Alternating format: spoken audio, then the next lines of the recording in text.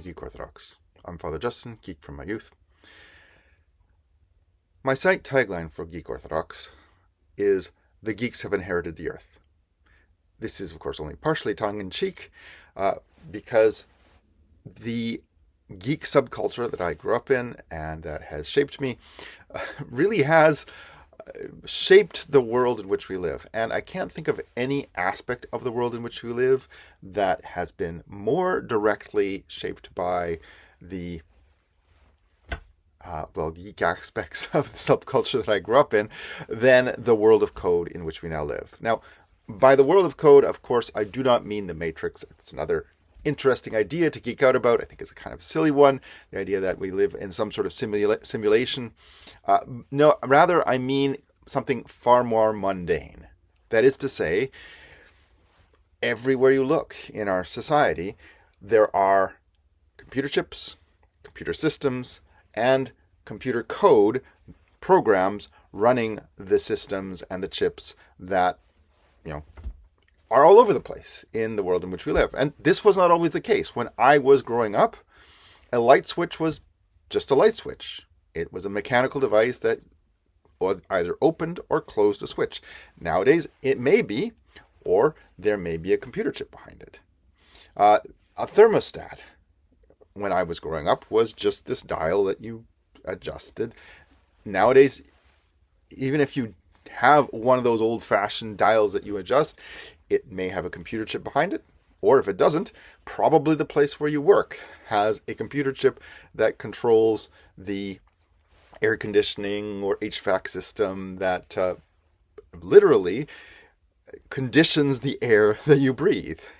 And of course, even when I was growing up, the banking system was already starting to be computerized. That made a lot of sense. Computers are good at counting, so you might want to apply them to accounting. And the internet didn't exist when I was a kid. Most knowledge was from books.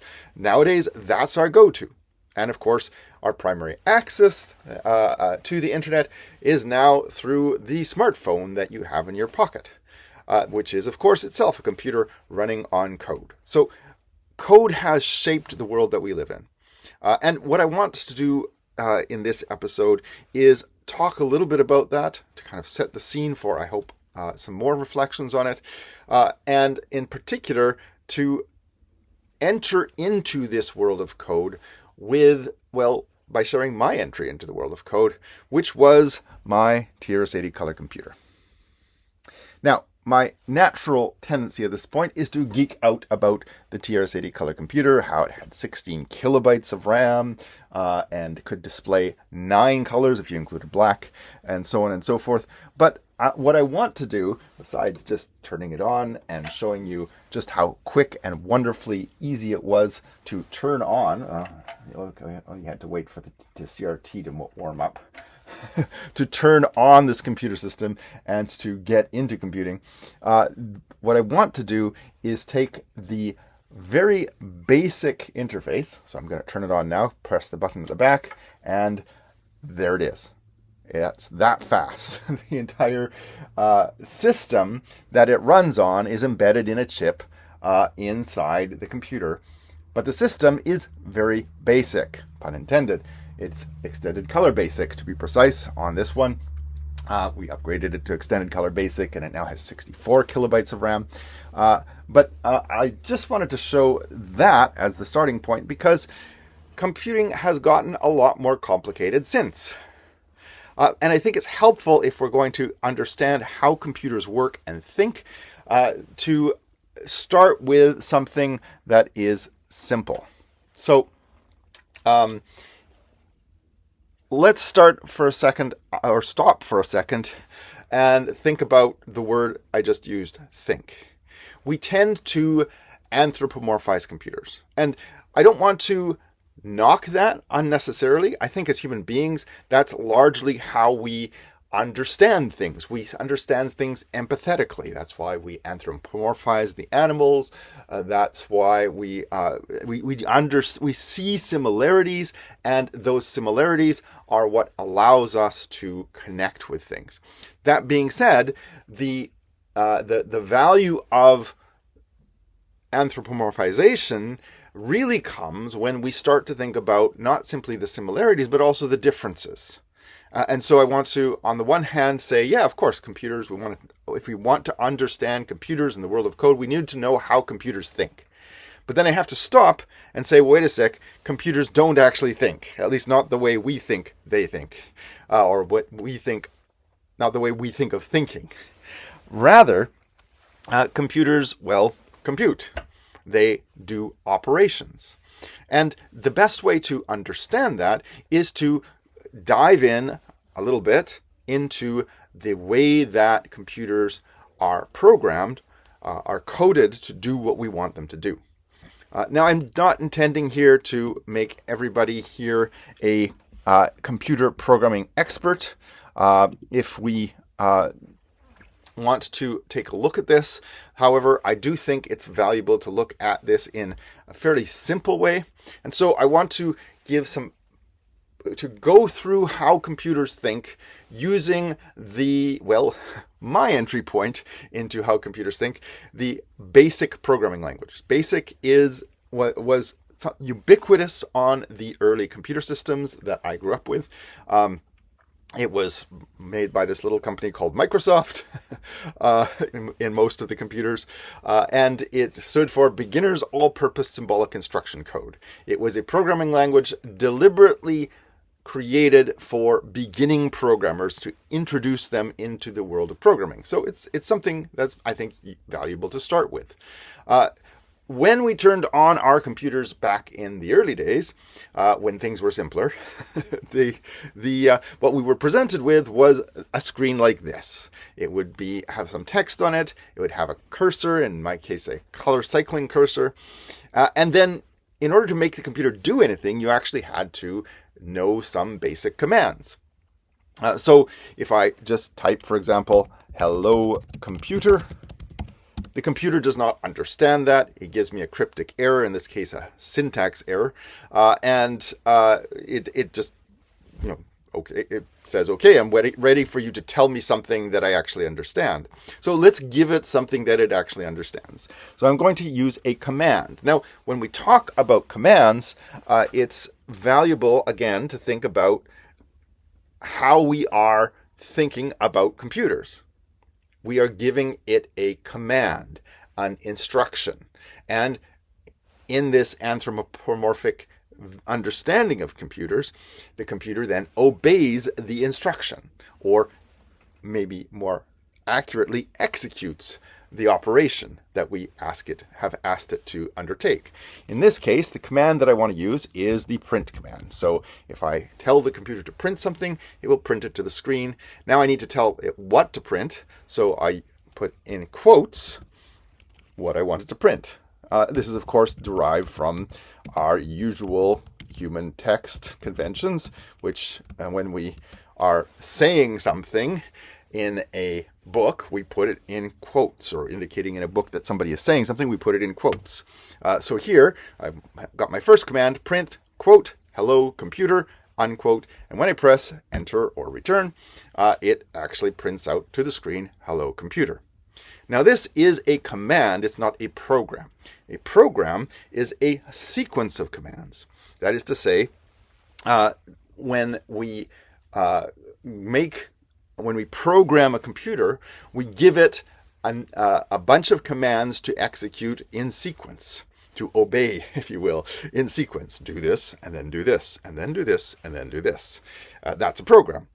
So in the early days of computing, when we didn't have a lot of fancy editing software, we would have to tell the computer to store it in its memory.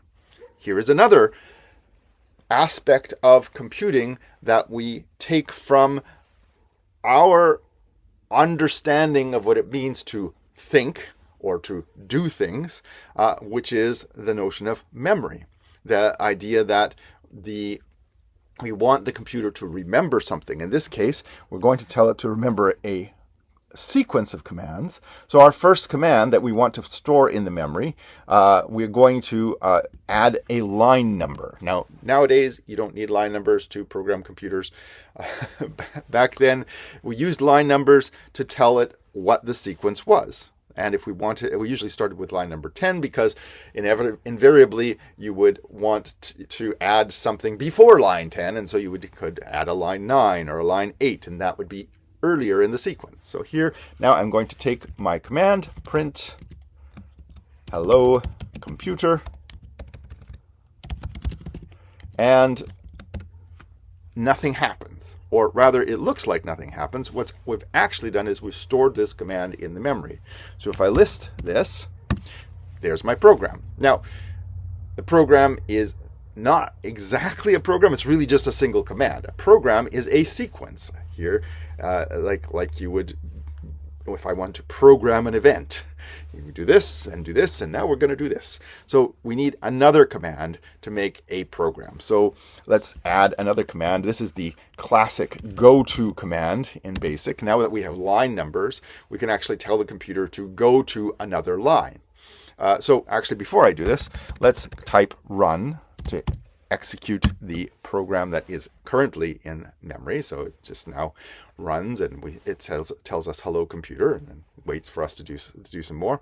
So we've told the computer to run or to execute the commands that it has in its memory, and it's just done that for us. So now we're going to add another one, the go to command, and we're going to tell it to go to line 10, and this will actually change the sequence of the program. Because what it will do, or rather, it will introduce a new element into the sequence, which is the loop. So what we've now told it to do is on line 10, print hello computer. Then on line 20, we want it to go back to line 10 and do what's on line 10. So it will then print hello computer, and so on. And so now when we run the program, it will just run forever. This is another aspect of computers, and this is one where computers actually differ from us. As a human being, I would get fairly tired of either typing or saying hello computer over and over and over and over again. Computers, of course, don't get tired. They just do what we tell them to do because that's what they are designed to do. They are actually machines for all our anthropomorphization. And so this computer will simply keep doing this forever for as long as, as long as I let it. So I'm going to break into the code, so stop that there. And what I want to do at this point is just pause for a second and think about what we've just seen. So computers then do what we tell them to. They obey our commands. And they do what we tell them to according to whatever program we set. That is to say, the sequence of commands that we put inside the computer and store in its memory. Computers also remember stuff. They have this ability to do what we tell them to do and to remember what we've told them to do. And then, of course, as we've seen, computers will just keep doing it, no matter what, because they're not actually thinking, they're just doing. So now we might want to get a little more complicated. We've changed the sequence of what's happening in the computer's memory, of what we're asking the computer to do with this program. But what if we want to add more things to the sequence? But more importantly, what if we want to actually get it to do something that we want? So rather than say hello computer, let's get the computer to ask us, what do you want me to say? And then we'll get the computer to say whatever it is that we want the computer to say. So to do that, I'm going to introduce a number of other commands. The idea here is, of course, not that I'm teaching you all the commands you should learn to program in TRS-80 Color Computer Basic. That would be pretty useless at this point. But rather to think about, okay, well, what else can we get the computer to do? And how do we, more importantly, how do we get it to do it? Because all of these basic concepts, the notion of memory, the notion of commands, the notion of execution of commands in sequence in a program. These are common to every aspect of the world of code, every aspect of every device that contains any kind of computer chip in the world in which we live. And this has important implications, which I hope to explore with you, for the world in which we now live. So let's get this program a little more complex. I'm going to, first of all, list my code. Let's add on line 5. We're going to clear the screen. And then on line 7, in case I want to add something between line 5 and line 7. And this line is going to ask for some input. And the command for that is input. And now we want to have some sort of prompt. What do we want? So let's say, what do you want me to say? And note that I'm actually getting again anthropomorphizing the computer, and then I'm going to add what's called a variable, and this variable is going to be a string variable. So I'm adding the little $sign to indicate to the computer that not only do I want this variable to be called x, we should know from algebra that we can store different values in x, but this variable is not going to contain numbers, it's going to contain a string of characters. And now I'm going to, on line 10, instead of printing hello computer, I'm going to print the value of x. So now we have changed our program. If we look at the whole thing, we clear the screen, we ask the computer for some input with the input command, ask the user for, the computer asks us for input with the input command, asking what do you want me to say. We're going to store that in the variable x string, and then we're going to print the value of x string, and then on line 20, we go back to 10, and again, print the value of x string forever. So, what do we want me to say? Let's say, hello world, which is, of course, the modern introductory computer program. So, there we go.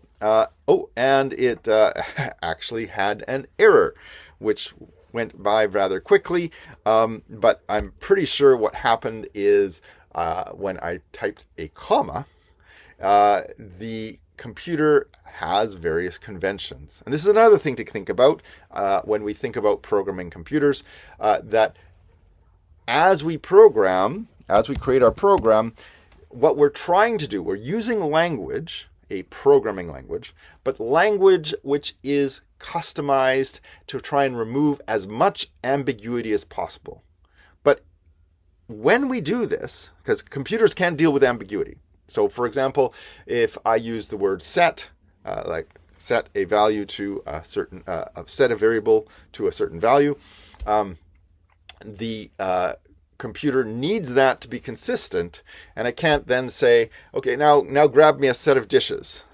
It's like, it needs to be always set needs to be always a verb if that's going to be part of our computer language, because the computer doesn't understand what, the difference between the verb set and the noun set. So we're using these commands. They're stylized language that each element of each command has a single meaning to the computer. And there are certain conventions, and some of those conventions are, in this case, are specific to the programming language that we're using. And in this case, in TRS-80 Color Computer Basic, when you ask for input, if you add a comma, that will mess things up, because then it thinks that there is going to be another input. So if I run this again, and I try this again, what do you want me to say? If I just say, my name is Father Justin, then it will do that just fine, and we'll do that forever. Obviously, the computer's name is not Father Dustin, mine is. But if I run this again and say again, hello, comma, world, then, oops, I was trying to do this and it's not. Let's get rid of line 20 for a second. Run this and say hello, world.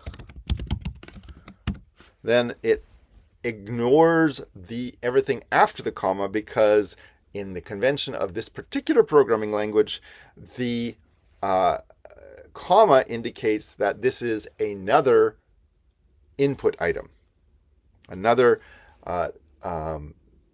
thing that we want to type in, and that should be stored in a different variable.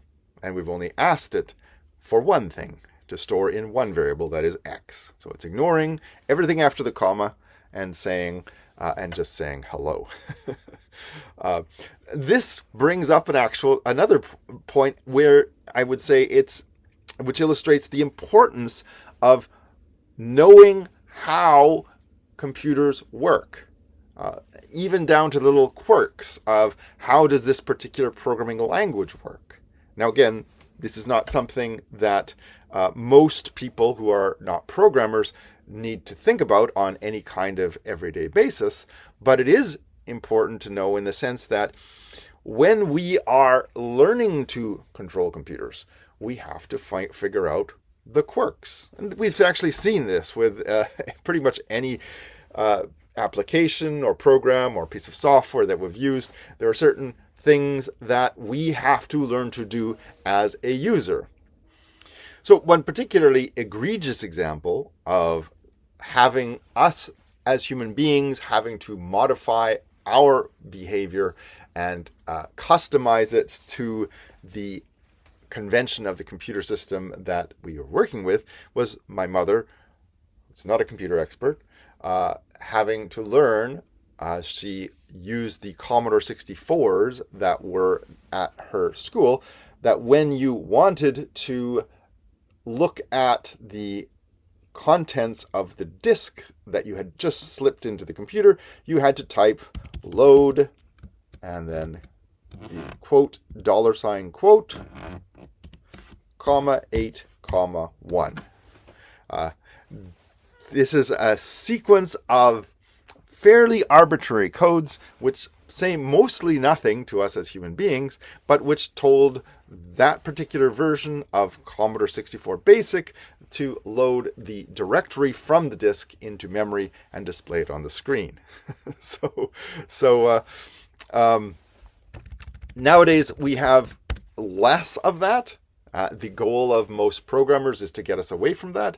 But knowing these quirks and the various little quirks of every computer system is something that we have to do as we are interacting with, and particularly as we are creating the world of code. So what does all this world of code stuff have to do with us? Why is this important if we're not particularly interested in technology other than just wanting to use it? Well, therein is perhaps our entry point into what we need to think about and reflect on, which is precisely that if we want to use technology, which is something that is required of us now in this world of code, we have to learn the quirks of the technology. We have to modify our behavior to some extent to do what the computer requires of us. I have a set of smart lights from IKEA that light up my studio here. In order to turn them on, there's a button that you press at the top, and off, a button that you press at the bottom. That's fairly intuitive. However, if you press to one side or another, that changes the color temperature of the bulb. And if you miss the up or down, you end up changing the color temperature. And if you don't understand how the system works, you might be confused as to why the lights seem to be a different color now than they were the last time you turned them on. And why aren't they turning off or on? Because I'm pressing the top, maybe just not the right part of the top of the button. So this technology, like all technologies that we as human beings use and introduce, changes the world in which we live and requires us to adapt and to change our behaviors. But I think what characterizes the world of code is that this is not simply introducing light switches that turn things off and on again instead of us having to get out whatever means of lighting fires and start lights that way. This is something that is pervasive across all aspects of our human life and existence and is requiring us very subtly to change our behaviors. And therefore, I think it's worth reflecting on. What is this world of code in which we now live? How is it changing us and our behaviors? And what are some examples that we should consider, and what do those examples reveal about how the world of code in which we now move and live and breathe and have our being is changing us?